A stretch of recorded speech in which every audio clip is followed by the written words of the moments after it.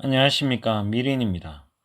저번 시간에는 몽산화상시 총상인에 나타난 의생신, 그리고 남방 빨리의 경전인 사만나 빨라 숫다, 사만나 빨라경, 그리고 청정도론에 나타난 의생신에 대해서 간략하게 알아봤습니다. 이번 시간에는 사만나 빨라 숫다라는 남방 빨리의 경전을 좀 더 자세하게 알아보도록 하겠습니다. 사만나 빨라 숫다라는 것은 사만나 빨라경이라는데 디가 니까야라는 남방 빨리의 경전의 두 번째 경에 나옵니다. 이 경은 수행의 과정을 순서대로 보여주고 그리고 수행을 하여 얻는 수행의 결과를 잘 보여주는 경입니다. 이 경은 한역, 한문으로 번역된 장암의 27번째 경전 사문과경이라는 경이 있습니다. 이 경과 내용이 거의 일치합니다. 그래서 사만나 빨라 숫다 이 경을 사문과경이라고 이야기하기도 합니다. 정의라함경의 권 39의 제7경의 내용도 거의 일치하고 동진시대 축담무람 스님이 한문으로 번역한 경전인 불설적지과경 이 경전도 내용이 거의 똑같습니다. 내용을 보면은 부처님께서 라자가하 왕사성에서 지왁과 꼬마라바짜의 망고숲, 이것이 기수급 고도원이라 그러죠. 여기에 비구 대중들과 함께 머물고 계실 때 마가다의 왕인 마가다라는 나라였습니다.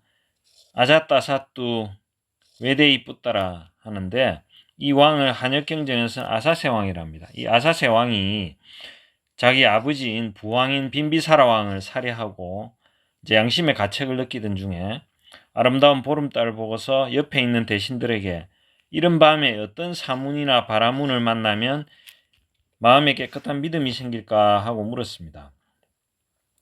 여기서 이제 사문이나 바라문에 대해서 설명을 드리면 사문이란 말은 산스크리트로 스라마나라 하고 빨리어는 사마나라입니다.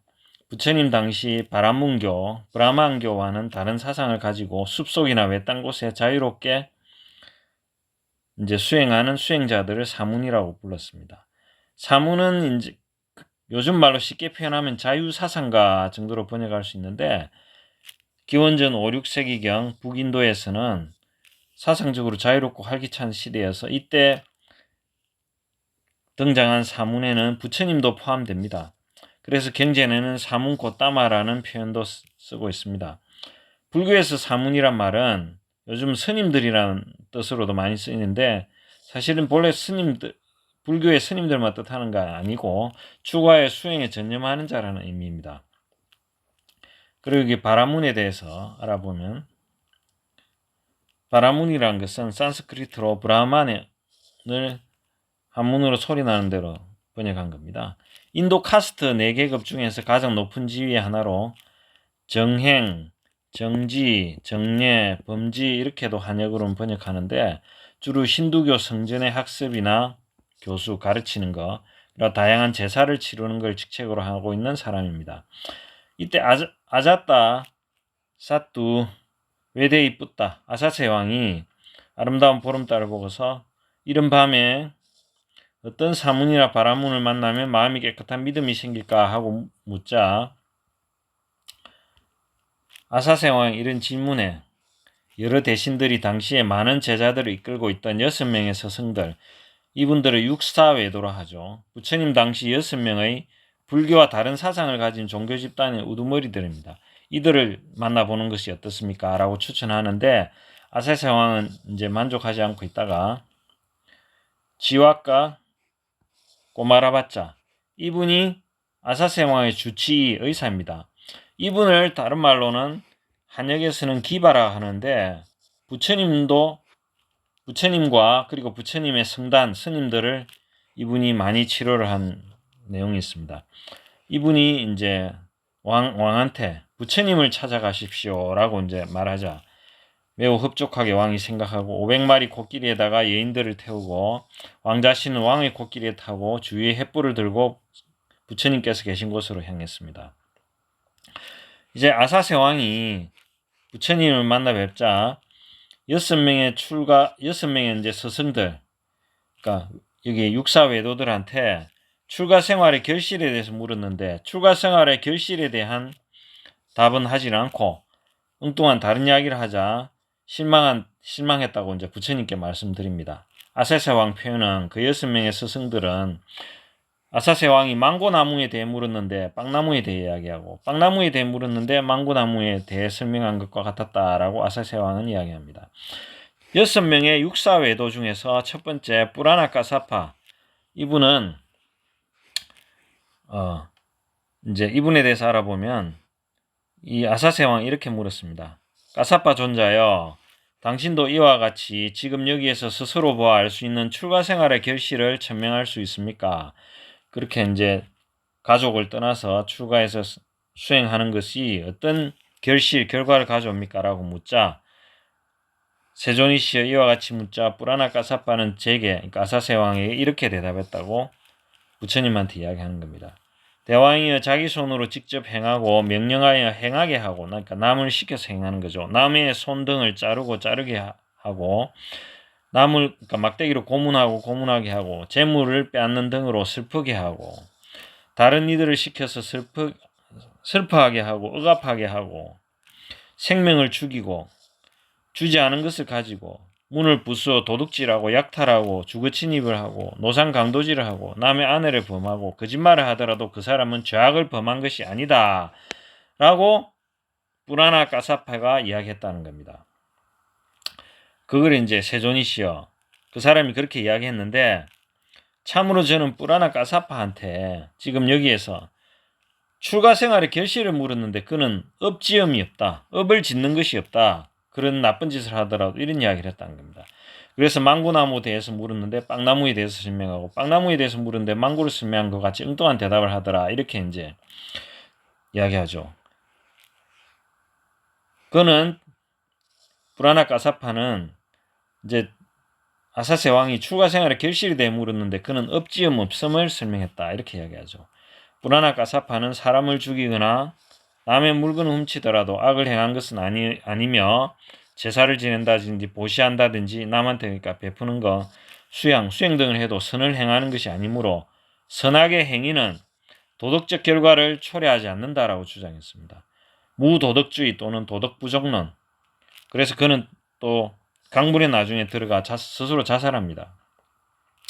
두 번째 육사외동의 하나 막갈리 고살라, 이분한테 아사세 왕이 물었던 거 이야기합니다. 고살라 존자여, 당신도 이와 같이 지금 여기에서 스스로 보아 알 수 있는 출가 생활의 결실을 천명할 수 있습니까? 이렇게 물으니까 마칼리 고살라는 이렇게 대답했다고 스카모니 부처님한테 아사세 왕이 이야기하죠. 대왕이여, 중생들이 오염되는 것에는 어떠한 원인도 어떤 조건도 없다. 어떤 원인도 어떤 조건도 없이 중생들은 오염된다. 중생들을 청정하게 되는 어떤 원인도 어떤 조건도 없다. 어떤 원인도 어떤 조건도 없이 중생들은 청정하게 된다. 오염되는 것도 그렇고 청정하게 되는 것도 어떤 원인도 어떤 조건도 없단 말입니다. 자신의 행위도 남의 행위도 인간의 행위도 없다. 힘도 없고 정진력도 없고 권력도 없고 분발도 없다. 모든 중생들과 모든 생명들과 모든 영혼들은 자신의 운명을 지배하지 못하고 힘도 없고 정진력도 없이 운명과 우연의 일치 그리고 천성의 틀에 짜여서 6종류의 생에서 즐거움과 괴로움을 겪는다. 이 6종류의 생이란 것은 지옥, 악이, 축생, 인간, 천상이라는 아수라를 포함해서 6종류의 즐거움과 괴로움을 겪는다는 그런 6갈래의 윤회를 한다는 이야기입니다. 그리고 840만 대급이 있다. 어리석은 자나 현자나 같이 그것을 모두 치달리고 윤회하고 나서야 괴로움의 끝을 낸다. 840만 대급을 지나야 이런 윤회에서 벗어난단 말입니다. 어떤 노력도 필요 없단 말입니다.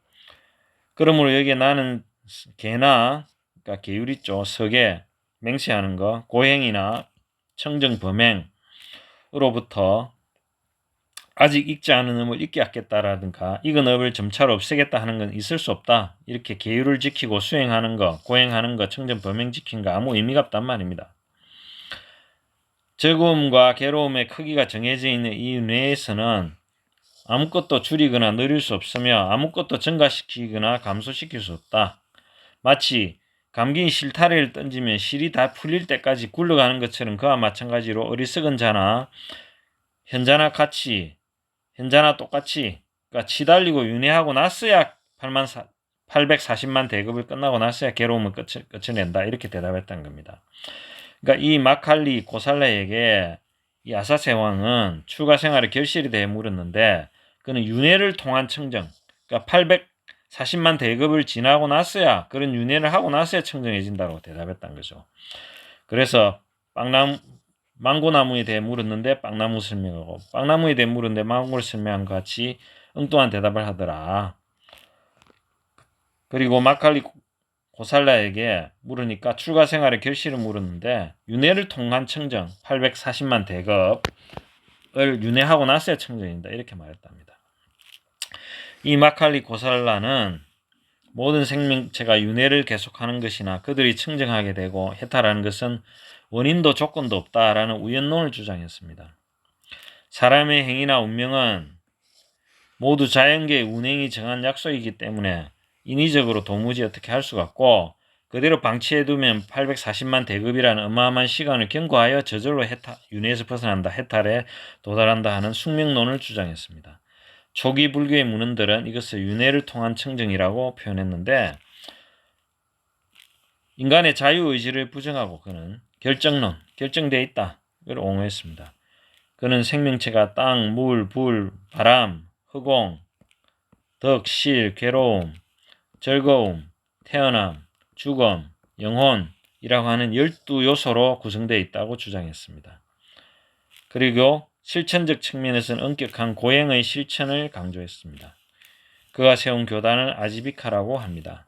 세 번째 아지타 케사캄발린이라는 육사외도는 이제 아사세 왕이 이렇게 물었습니다. 당신도 이와 같이 지금 여기에서 스스로 보아할 수 있는 출가 생활의 결실을 증명할 수 있습니까? 라고 물으니까 아지타 케사캄발린은 이렇게 대답했던 겁니다. 대왕이여, 보시한 것도 없고 제사 지낸 것도 없고 헌공한 것, 바친 것도 없습니다. 선행과 악행의 업들에 대한 열매도 과보도 없다. 이 세상도 없고 저 세상도 없습니다. 어머니도 없고 아버지도 없습니다. 화생하는 중생도 없고 이 세상과 저 세상을 스스로 최상의 지혜로 알고 실현하여 드러내는 바른 도를 구족한 사문 바라문들도 이 세상에는 없다. 인간이란 것은 사대로 이루어진 지수화풍으로 이루어진 것이어서 임종하면 죽으면 땅은 땅의 몸으로 돌아가고 물은 물의 몸으로 들어가고 돌아가고 불은 불의 몸으로 들어가고 돌아가고 바람은 바람의 몸으로 들어가고 돌아가고 감각기관들은 흑공으로 건너간다. 보시, 남한테 베푸는 건 어리석은 자의 교설일 뿐이니 누구든 보시 등의 과보가 있다고 설하는 자들의 교설은 공허하고 거짓되고 쓸데없는 말에 지나지 않는다고 이 사람은 말한 겁니다.